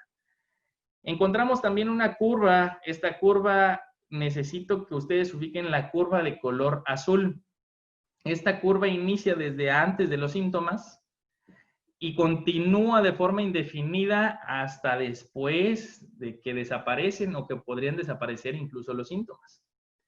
Esta línea en color azul es la detección que se hace comúnmente a nivel hospitalario para el virus del SARS-CoV-2, que es la prueba comúnmente que vemos en la tele, donde se le mete un hisopo hasta la nariz, hasta la profundidad de la nariz para tomar una muestra. Entonces, ¿qué nos dice esto? Que el material genético del virus puede encontrarse durante semanas, pero eso no implica que esta persona siga enferma o que se haya vuelto a infectar. Pasados los 14 días posterior a una enfermedad leve, debemos de considerar a esta persona curada. Para las personas con enfermedad grave, si se les dio de alta es prácticamente porque se curaron de la enfermedad que produce el virus SARS-CoV-2. Probablemente tengan algunas otras secuelas. ¿Y de qué secuelas estamos hablando? Porque también es importante que yo lo considere para reingresar. El 80-92% de la población, yo les mencionaba, que va a adquirir este virus y va a generar la enfermedad leve. Esta enfermedad leve está a base de manifestarse en la mayoría de los casos como un catarro o como un resfriado común. O algunos, incluso en algunas personas, puede ser que no se manifiesten los síntomas. Por lo tanto, aquí la repercusión va a ser nula, no va a generar secuelas. Esa persona puede laborar de forma común y corriente. Aquellas que generaron o que tuvieron COVID-19 en grado moderado van a generar ciertas complicaciones, como podría ser un aumento en la estancia hospitalaria, en el tiempo de estancia hospitalaria. Por lo tanto, su recuperación va a ser un poco más tardada, pero suele cursar sin secuelas funcionales. O sea que después de su recuperación probablemente también pueda continuar trabajando de forma común y corriente. El grupo que sí nos va a generar cierto impacto, y es la minoría, son aquellos que tuvieron COVID-19 grave o crítico. Estas personas por lo regular se les da cierta incapacidad durante cierto tiempo para poder nuevamente reincorporarlos justamente a la sociedad. Lo malo aquí es que estas personas no son precisamente, o mejor dicho, únicamente de COVID-19. Todas las personas que entran a una unidad de cuidados intensivos van a generar algo que se llama síndrome post-cuidados intensivos o post-terapia intensiva, el cual se va a caracterizar por limitaciones respiratorias, hipotrofia muscular, alteraciones a la memoria o alteraciones psíquicas. Y su recuperación es aún más tardada todavía. Entonces, en este grupo es donde nos vamos a enfocar. Si yo, como tengo tal vez una empresa grande y sé que a lo mejor algún colaborador tuvo COVID grave o crítico y por alguna extraña razón no se le dio a algún tiempo de descanso en el cual se pudiera llegar a recuperar, pues entonces yo debo de tener en consideración que va a tener estas limitaciones. Limitaciones respiratorias, ¿por qué? Porque el ventilador, el simple hecho de utilizar el ventilador que respira por una persona, genera ya cierto impacto, además de la misma enfermedad. Esto va a generar, a su vez, el estado de postración, que se encuentra en cama durante 24 horas, día con día, va a generar una disminución en la cantidad de músculo. El principal músculo de la respiración es el diafragma, es un músculo, y al igual que cualquier otro músculo que no se utiliza, pues evidentemente se va a hipotrofiar o se va a reducir este músculo. Por lo tanto, si esa persona fue intubada, a lo mejor yo la tenía realizando carga manual. Después de que fue dado de alta, esta persona ya no puede realizar carga manual, incluso subir escalones le cuesta en el periodo inmediato, tal vez. También cursan con una hipotrofia muscular generalizada, o sea, en el resto de los músculos. Al igual que en el ejemplo anterior de las limitaciones respiratorias, músculo que no se utiliza se atrofia. Entonces, va a disminuir considerablemente su potencia muscular y su fuerza. Si por igual se encontraba realizando tareas de carga manual, esta persona probablemente masculino de unos 35 años, que a lo mejor sí tenía alguna enfermedad y por eso le dio el COVID grave, pues entonces esta persona ya no va a cargar los 20, 25 kilos que antes cargaba, probablemente ahora su límite sean 15 kilogramos y mi función no va a ser exigirle. Recuerden que la norma 036, que ya se empezó a aplicar también, te menciona que el verdadero rango, el límite que una persona puede cargar debe estar considerado por el médico. También puede haber alteraciones a la memoria o alteraciones psíquicas. Dentro de las alteraciones psíquicas, la depresión, la ansiedad y el síndrome de estrés postraumático también están inmiscuidas. Entonces, aquí también se vuelve relevante o más relevante instaurar la aplicación de la norma 035 que habla sobre los factores de riesgo psicosociales en mi empresa. No significa que yo le vaya a dar tratamiento a esas enfermedades, a su depresión, a su ansiedad. Significa que yo debo de proveerle un ambiente lo más sano psicológicamente posible. Entonces, todas estas circunstancias son las que yo debo de considerar y cómo las debo de considerar. Prácticamente con esto estaríamos dando por terminado lo que es el apartado, el segundo apartado. Me gustaría que entráramos a la siguiente sección de preguntas y respuestas, moderador. Sí, muchas gracias. Antes de comenzar, quisiera preguntarles, por ahí alguien me está manifestando que la pantalla se ve Miguel en grande y las tablas en pequeño. ¿Alguien tiene la misma situación? Si alguien tiene la misma situación, colóquelo en el chat, por favor. Y procedemos a las preguntas. Doctor, la primera pregunta dice, para su reingreso el colaborador tiene que presentar algún documento que respalde que ya está dado de alta. Es una muy buena pregunta porque viene justamente en los lineamientos de vuelta a la normalidad. En específico, sí debe de estar certificado de que ya se encuentra dado de alta. Gracias. Siguiente pregunta. ¿De qué manera podemos incluir todas las superficies y herramientas sin dejar fuera alguno dentro del plan de limpieza y desinfección? Como por ejemplo el uso de lapiceros. Y en este caso, ¿cuál sería la recomendación? Para el uso de lapiceros u objetos de uso común, la recomendación siempre va a ser concientizar a los trabajadores que son de uso común, que no se vale estarlos prestando.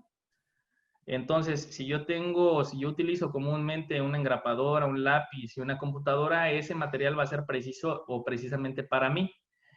El protocolo o el plan de limpieza y desinfección también podría llevar a contar con que la persona que está utilizando ese material le dé justamente la limpieza y desinfección al terminar su turno. ¿Para qué? Para generar un ambiente lo más limpio posible. Entonces, de esa manera, delegando responsabilidades. Gracias, doctor. Por aquí alguien nos hace el comentario que ya hizo la prueba con la solución clorada que sugieres del punto 5. Con respecto a la ropa, no tiene alguna consecuencia importante. No pasa nada. Nada más es un comentario. Perfecto. Me preguntan también, ¿te puedes desinfectar las manos con alcohol? La desinfección de manos, sí, de hecho la recomendación es que la desinfección sea para las manos con alcohol o con una solución alcoholada al 70%, que significa que el 70% de la solución sea alcohol y el resto algún otro soluto. Gracias, doctor. ¿Alguien más tiene aquí, necesita que le refuerces el tema de los túneles? ¿Cuál es la opinión respecto al uso de túneles o arcos sanitarios? Ok, vamos a hacerlo nuevamente de forma muy sucinta. los túneles o arcos sanitizantes o sanitarios, al igual que cualquier otra medida para disminuir la probabilidad de contagios o de infecciones, debe de considerarse en su amplio panorama. ¿Qué significa esto? Que nosotros debemos de determinar las características de este elemento. Primero, si lo puedo o no puedo integrarlo a mi empresa. Sería muy paradójico que yo lo quisiera integrar en una empresa que no cuenta como tal con un área de entrada en específico, que el área de entrada sea muy pequeña. No hubiera espacio. Siguiente, necesito determinar si produce cierto efecto favorable o limita la propagación de infección o si no la limita. ¿Cómo lo voy a hacer? Investigando. Yo tengo que determinar si puede generar algún efecto beneficioso. Hasta ahorita la respuesta es que no se tiene en cuenta que haya surgido algún efecto beneficioso de la integración justamente de este túnel sanitizante. Que ante la ausencia de recomendaciones más pesadas todavía de información, yo debo determinar si este método le va a generar algún efecto a la salud de algún colaborador o algún proveedor. ¿Cómo lo puedo determinar? Fácilmente con historias clínicas, determinando si ya tenían alguna enfermedad todos mis colaboradores. Recordemos que eso por norma se debe de realizar. Y posteriormente, ahora sí, determinar si la sustancia que se está utilizando en el túnel sanitizante le puede llegar a afectar a alguno de mis colaboradores. Si la respuesta es que sí, entonces está totalmente desaconsejado. En síntesis, no tiene como tal peso integrarlo. Podríamos integrar nada más lo que es el tapete sanitizante y con eso estamos cumpliendo. Gracias, doctor. Siguiente pregunta. ¿Es necesario darles guantes y lentes de seguridad a los colaboradores? Eso va a depender mucho de tu análisis de riesgo. ¿Qué sí se les puede brindar? Me supongo que para allá va enfocada la pregunta. Careta y goles para disminuir el riesgo de infección, sí pueden implementarse. Los guantes desechables no se consideran como equipo de protección personal. Gracias. Para el remontaje de mesas y sanitización de sillas, ¿qué se puede utilizar que no manche la ropa?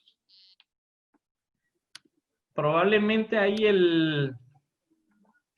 la pregunta vaya enfocada a si puede generarse alguna otra medida que yo pudiera adoptar.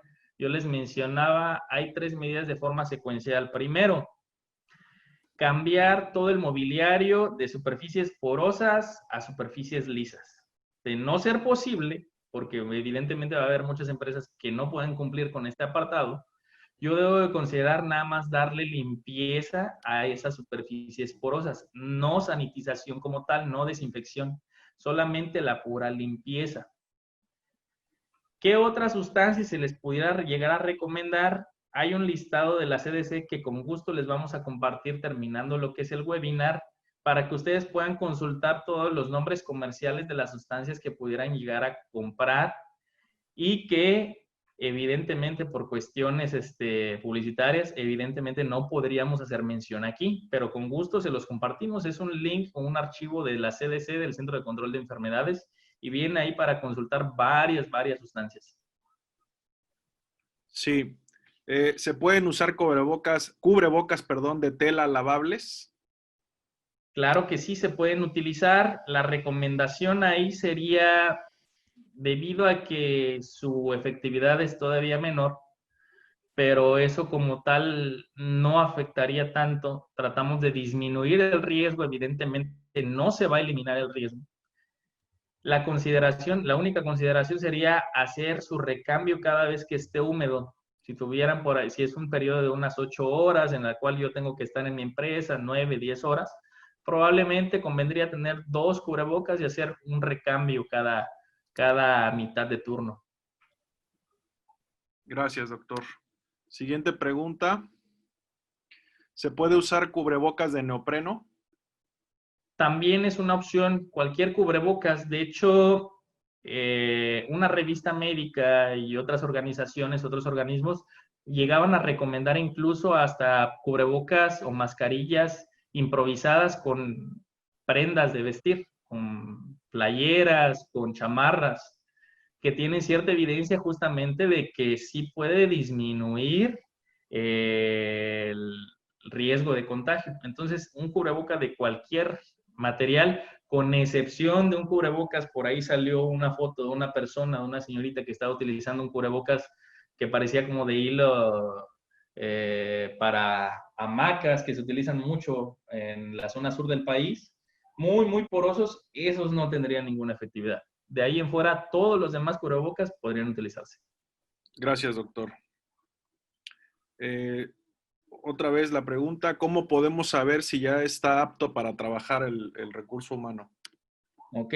Los lineamientos estrictamente te dicen que debe de tener cierta aval médico. Primero, con eso debes de cumplir. Segundo, otras formas de que en las cuales yo puedo generar cierta certidumbre es que una persona que tuvo a lo mejor la enfermedad leve, pasaron 14 días desde el inicio de sus síntomas.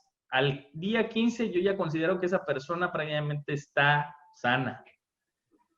Otra forma de generar certidumbre podría ser, en España, los lineamientos que tienen sería darle una prueba o generar una prueba, someterlo a una prueba nuevamente, un PCR, para determinar si sale positivo o negativo. Lo ideal sería, evidentemente, que saliera negativo para considerar a esa persona curada.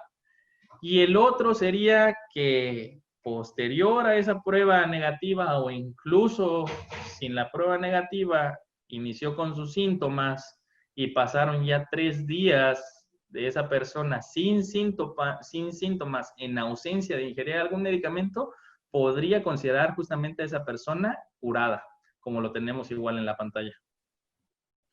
Gracias, doctor. ¿Se puede aplicar la calculadora del IMSS para los riesgos? Podría llegar a calcularse si no es algo que esté justamente en alguna guía técnica, ni en algún lineamiento. Si queremos vernos un poquito más estrictos, podemos hacerlo. Gracias. Ahí, ¿Cómo ahí me pod- permites. Claro que sí. Gracias, ¿qué tal? Buenas tardes a todos.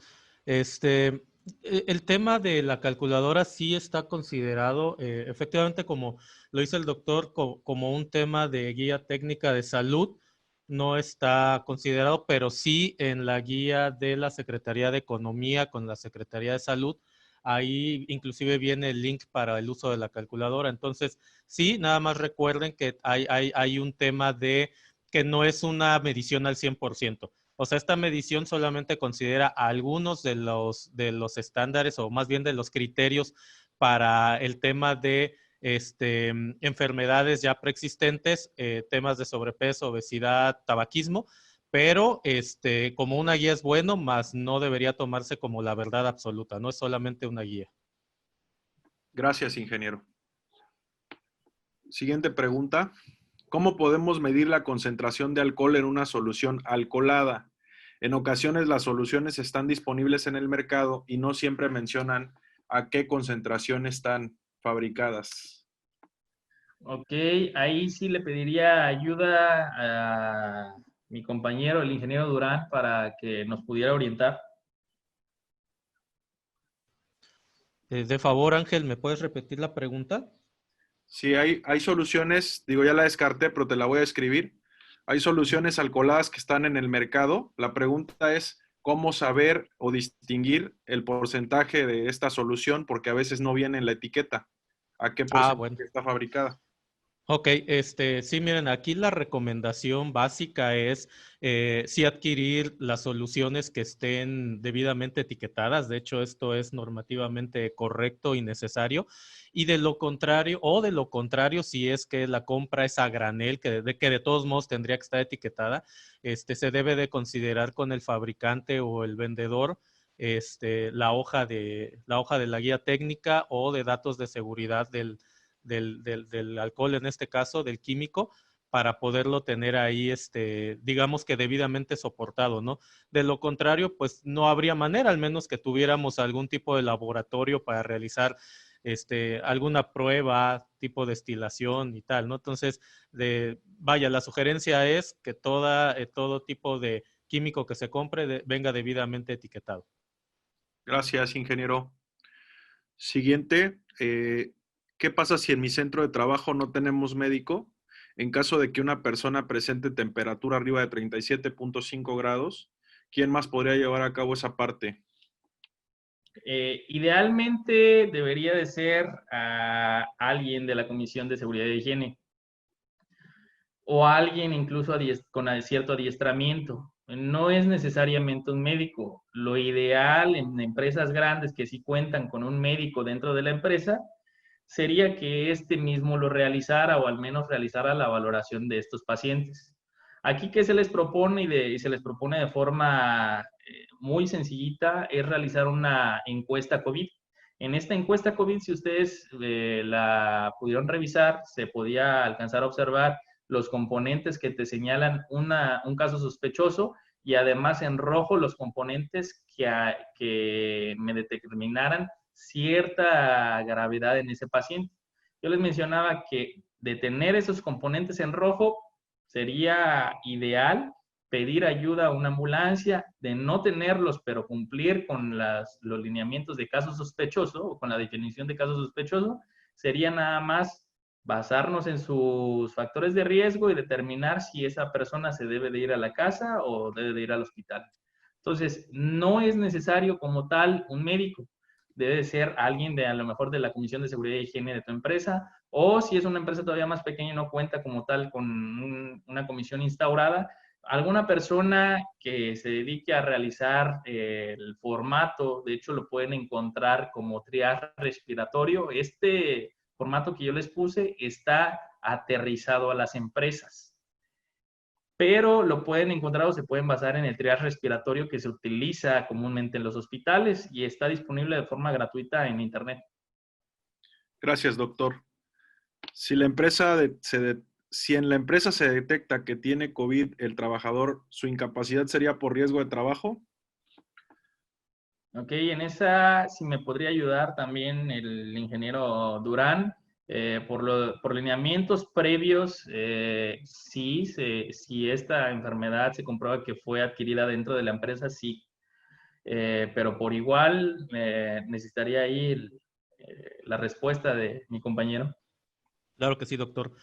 Mira, a últimas fechas salió, no es un comunicado como tal, pero sí en una entrevista con los medios comentaba Zoé Robledo, el dirigente del Seguro Social a nivel nacional, que no se tomarían necesariamente como, y aquí abro un paréntesis, enfermedad de trabajo, las incapacidades o las enfermedades presentadas por el COVID-19. Esto como tal vuelve a abrir un poquito la brecha entre si van a ser tomadas o no. Yo de momento personalmente no he visto registros de incapacidades por riesgo de trabajo. Sin embargo, sí estaban consideradas. Esto sí es una realidad, pero al parecer la mayoría, si no es que todas, ahí sí, hasta me atrevería a preguntarles su experiencia personal a los asistentes, se están catalogando como enfermedad general, ¿no? Sin embargo, sigue abierta la posibilidad de que puedan caer como riesgo de trabajo y no como enfermedad profesional, ¿no? Esto sí también me gustaría considerarlo porque recuerden que las enfermedades profesionales son las que de alguna manera se van generando por el tiempo en que una persona tiene una ocupación, ¿no? Entonces, ejemplo, cuando van perdiendo un poquito por ahí el oído, ¿no? La sensación la vista y circunstancias así, ¿no? Entonces, por eso no se puede catalogar en este caso como enfermedad profesional. Sí hay una posibilidad de riesgo de trabajo. Sin embargo, la mayoría se están yendo a enfermedad general. Gracias, ingeniero. Muy bien, siguiente pregunta. Si una persona positiva a COVID, Ajá, perdón. Si una persona positiva a COVID, pero que ya haya cursado la enfermedad en casa, ¿cuál sería la recomendación para su regreso a labor para no generar riesgo de contagios? Pues si ya está curada, ya no habría como tal algún riesgo. Esa persona, por la evidencia que tenemos hasta ahorita, ya hizo ciertos anticuerpos. Probablemente ya no va a tener la enfermedad por COVID nuevamente. No sabemos durante cuánto tiempo van a durar esos anticuerpos que nos defienden justamente de esa enfermedad, pero sí sabemos que al menos en un lapso mediano o en un lapso corto de tiempo ya no se va a volver a enfermar. Por lo tanto, las medidas serían exactamente las mismas que para el resto de la población. Sana distancia, higiene personal y valorar, también hacer una valoración del riesgo de los colaboradores, qué riesgo tiene cada uno de los colaboradores. Gracias. Si algún cliente resulta con temperatura de 37.5, en este caso, ¿qué haríamos? ¿Le podríamos negar la entrada o qué diríamos? Ok, si es de 37.5 o menor, se puede acceder. Si es de 37.5, si es mayor, perdón, a 37.5, ahí sí podríamos negar la entrada. De hecho, se remarcan en los lineamientos que justamente es la función del filtro sanitario, dar la atención justamente a una persona para poderle recomendar a dónde ir, si ir a la casa o en algún caso contrario, en caso de factores de riesgo, ir al centro de salud. Gracias, doctor. Ingeniero Jaime, esta pregunta, bueno, yo creo que también el doctor, pero como que me suena más a un tema de seguridad. Si tenemos solamente un área para entrada y salida y en algunos horarios los colaboradores se cruzan al mismo tiempo que los visitantes o proveedores, ¿qué sugerencias nos pueden brindar? Correcto, gracias.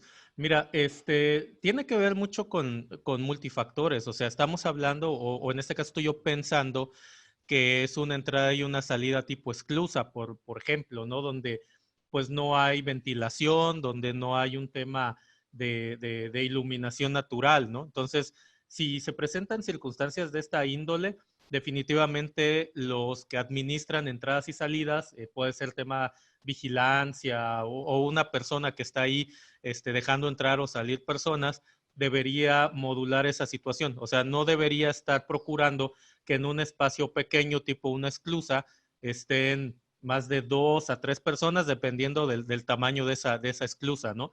Si fuera un portón común y corriente, normal, sin un tema de esclusa, pues tampoco es muy recomendable que esté una cantidad grande o varias personas en el mismo sitio queriendo entrar y salir.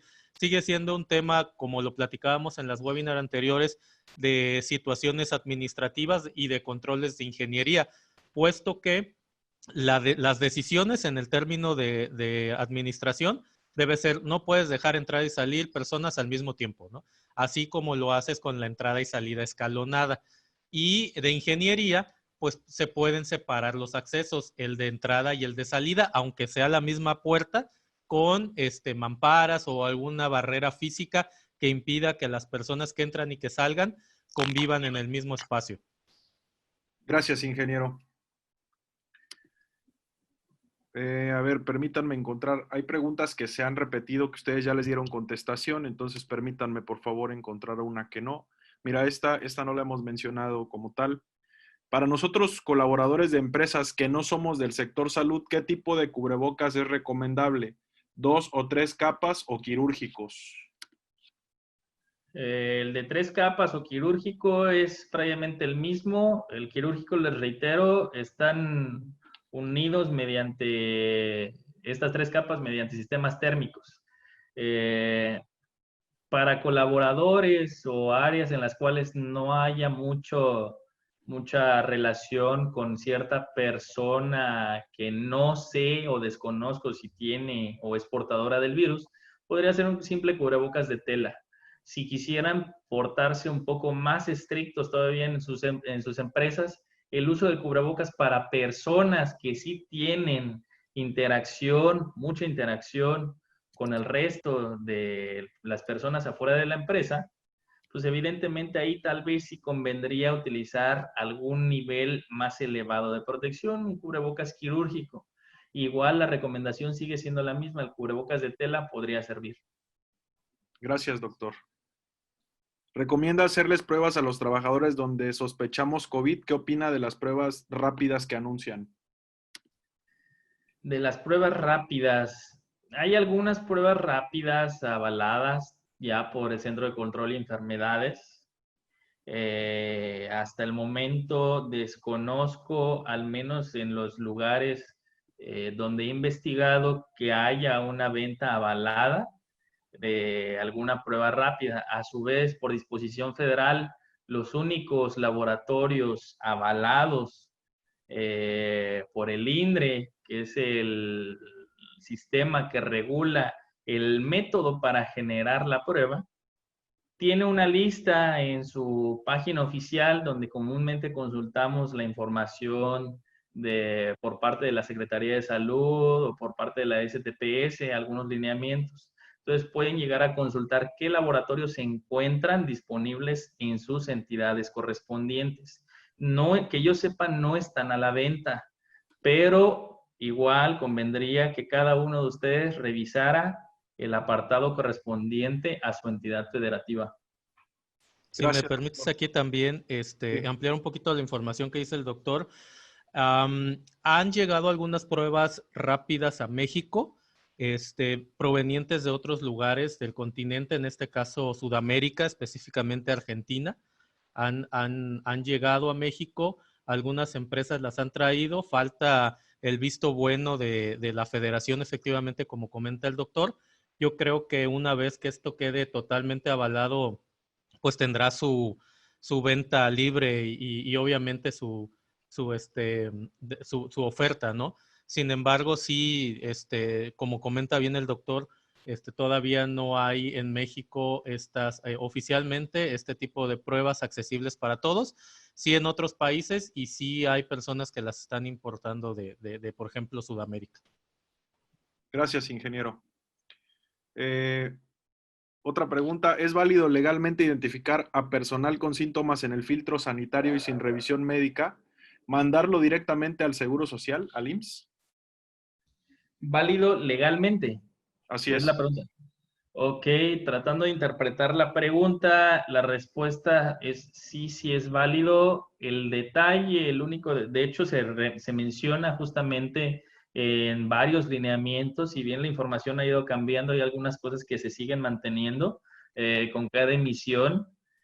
Aquí no se está como tal manejando alguna información personal o no se está divulgando, vaya, el estricto proceder de la palabra, no se está divulgando. Se le está aislando a esa persona y se le están dando ciertas recomendaciones y en caso necesario, cuando vemos que una persona tiene una afectación que pone en riesgo su vida, como son los datos de alarma que ya mencionábamos, dificultad para respirar y dolor de pecho, ahí sí sería necesario, al igual que en cualquier otra situación de emergencia, pedir ayuda a una ambulancia, a los servicios de emergencias médicas. Ellos también están preparados para poder proveer la atención necesaria. En cualquier otro caso, para eso sirve la encuesta COVID, para darnos justamente el camino que yo tengo que seguir en mi filtro sanitario para no equivocarme. Entonces, Gracias. ¿es legalmente válido? Sí. Gracias, doctor. Dos preguntas más, si me permiten. Una de ellas dice, de acuerdo a la nueva normalidad, las personas vulnerables, ¿cómo van a ir reingresando a los trabajos? ¿Y será validado por alguna instancia? Ok, es una muy buena pregunta. De hecho, les recomendaría a todos que todos consultáramos por si hay necesidad de realizar justamente esta integración de información de forma más estricta todavía. A lo mejor consultar el lineamiento para la nueva normalidad. Aquí lo que tratamos de hacer es darles previamente la información lo más resumida, lo más sucinta, lo más fácilmente allegada a ustedes, que dando respuesta formalmente ¿cuál sería el proceder para la reintegración? Debemos de valorar el semáforo. El semáforo se va a estar emitiendo previamente en cada entidad de forma diferente. No es la misma condición de una ciudad o de un estado a otro. Con base a eso, yo debo determinar el nivel de riesgo que me están emitiendo. Si estamos en color rojo, evidentemente la población en riesgo no debería reintegrarse a sus labores normales. Cuando ya se encuentra en un nivel amarillo, en un nivel naranja, o a la visconversa, nivel naranja y nivel amarillo para ir en orden, sería cuando yo ya puedo empezar a implementar o reintegrar a este personal a sus áreas de trabajo. Una propuesta que no está desapegada justamente lo que son las recomendaciones por semaforización es el diagrama que vimos sobre las recomendaciones para los grupos A, B y C. Yo debo de generar, si quiero hacerlo de forma mucho más estricta, un diagrama que me diga o que me ayude a determinar quién sí puede reintegrarse a sus labores y quién no. Debo de considerar la vulnerabilidad de mi paciente o de mi colaborador, en este caso. ¿Cuál sería su vulnerabilidad? Que cuente con alguno de los factores de riesgo, por ejemplo, la edad, que sería el principal, si es mayor o menor a 60 años. Siguiente, si tiene algún otro factor de riesgo allegado. Y la otra contraparte con la cual yo lo debo de comparar es justamente su labor, a qué se dedica. Si una persona se encuentra aislada en una oficina y no tiene mucho contacto con muchas personas, pues evidentemente su riesgo va a ser mínimo. Y así debemos de ir aislando de forma más general la determinación de si una persona puede o no puede reingresar a laborar. Recuerden, todo siempre va a estar con base a la semaforización. Personal con factor de riesgo, personal vulnerable, se empieza a reintegrar hasta que nuestro semáforo se encuentre en color naranja o amarillo. Gracias, doctor. Última pregunta. Las caretas, ¿cuáles son las más recomendables, con gorra o sin gorra? Leí que debemos cubrir la cabeza, los ojos, la nariz y la boca. Ok, es una buena pregunta, pero realmente no hay mucho para dónde hacerse. No hay una evidencia que te diga, ok, lo recomendable son las que tienen gorra, lo recomendable es las que no tienen gorra. Aquí lo relevante es proveer un medio físico que limite el contacto de las partículas de saliva con la persona que se está tratando de proteger. Por lo tanto, cualquiera de las dos podría ser, cualquiera de las dos opciones podría ser la indicada. Por algunas investigaciones se ha determinado que una persona de la cabeza, las principales áreas que se llega a tocar son la piel, los ojos, la nariz, el cabello y la boca en ese orden. Entonces, eso ya quedaría a consideración de cada uno. No hay, puede ser cualquiera de las dos. Gracias, doctor. Mira, me gustaría escuchar la opinión del ingeniero desde la perspectiva de seguridad. Hay alguien que reincide en la pregunta de el retorno a la normalidad, la semaforización en base a las personas vulnerables. Entonces, ingeniero Jaime, si eres tan amable, dame por favor tu punto de vista al respecto. Claro que sí, Ángel, muchas gracias.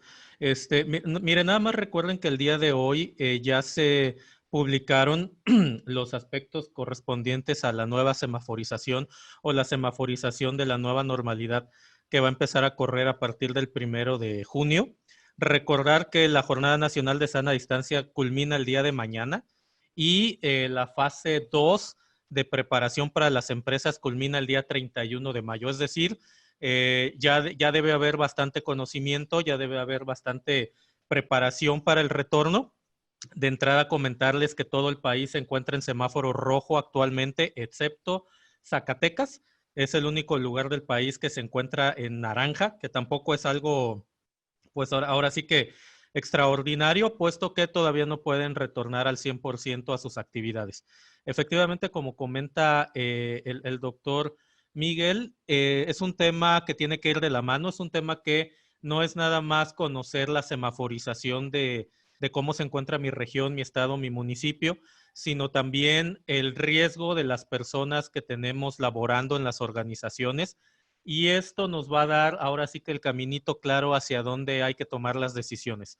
Si en un momento dado el semáforo de la región se encontrara en verde, esto significa que todas las personas podrían retornar a actividades, todos los espacios públicos, todas las empresas esenciales y no esenciales, y esto tendría o se reflejaría en un bajo riesgo de contagio aún para las personas que están en riesgo o que han estado en riesgo. Sin embargo, si recuerdan, dentro de la nueva normalidad también se consideraba que las personas que tienen ese riesgo no pueden dejar de tener las medidas preventivas, ¿no? Es importante que ustedes sepan y tengan considerado que la nueva normalidad llegó para quedarse, por lo menos hasta que haya una vacuna, por lo menos hasta que en todo el mundo esté controlada la pandemia.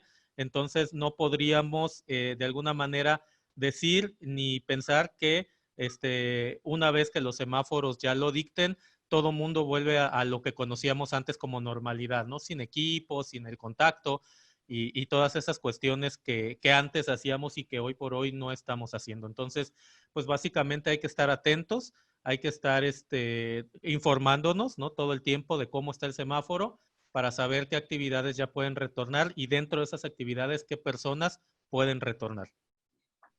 Gracias, ingeniero. Miren, me acaban de mandar una pregunta, me gustaría tomarla porque no la hemos abordado en ninguno de los cuestionamientos. ¿Qué hacer con una persona que tiene los síntomas de COVID o parecidos y que se rehúsa a ir al Seguro Social o a someterse a una prueba? Hablando de un centro de trabajo. Con esta cerramos.